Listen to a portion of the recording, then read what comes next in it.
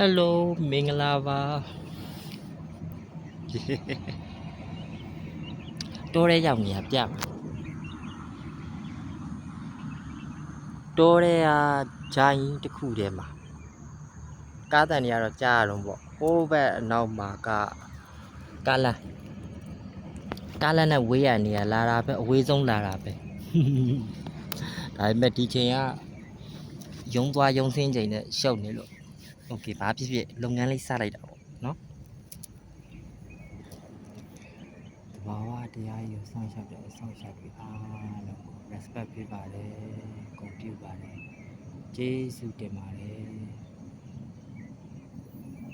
ဘာဝတရားကြီးကို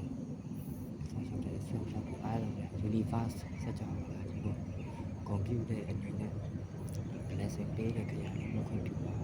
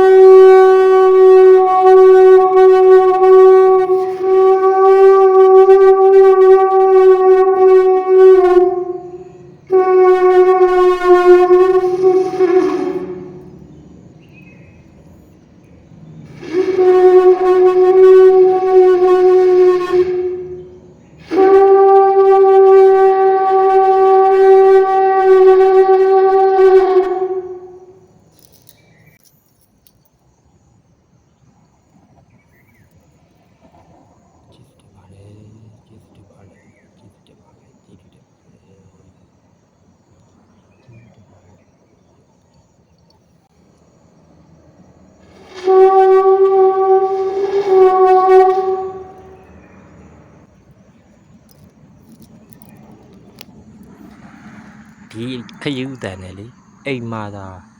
မှုတ်လို့ရှင်တော့သူညံပေါ်လို့ရိုက်သွားမှာအဲ့တော့တော်ရဲလာမှုတ်တာရပြီဝါဒီတွားဆွဲလိုက်ပါဦးမယ်တတာ